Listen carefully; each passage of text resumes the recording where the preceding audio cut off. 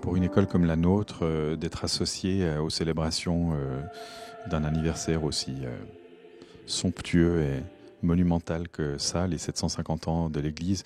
Je pense que c'est avant tout important parce qu'il y a des liens très forts entre l'école et l'Église. C'est une église où nos étudiants vont souvent faire de la musique. C'est une église où certains de nos professeurs enseignent. Et puis c'est surtout une église qui a une image extrêmement écuménique et ouverte de la place de la spiritualité dans notre société et qui essaie de le promouvoir d'une manière très forte et très volontariste et très réussie, je trouve. Et il y a un lien assez évident avec une école qui elle-même est une école très très éclectique, puisqu'il y a le jazz, les musiques actuelles, la musique classique, le conservatoire, et donc énormément de cordes à son arc et l'éclectisme au centre de la démarche.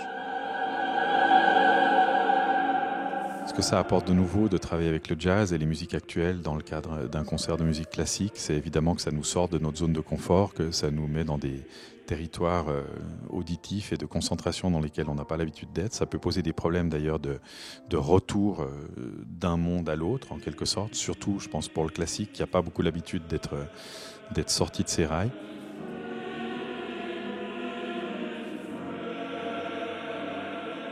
Le Requiem de Brahms, qui se prête très bien à être une interprétation dans une église, c'est pour ça qu'il a été écrit.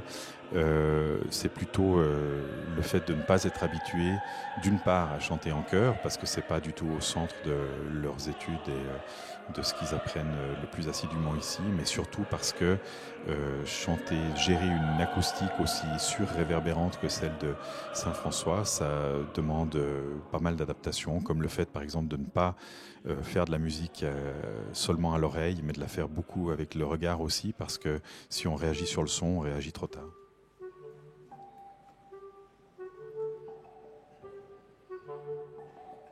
Le conseil que je donne aux étudiants avec des œuvres très fortes du répertoire, comme avec des œuvres qui le sont moins, c'est évidemment d'être capable de se frayer leur propre chemin, leur propre approche, leur propre perception de la pièce.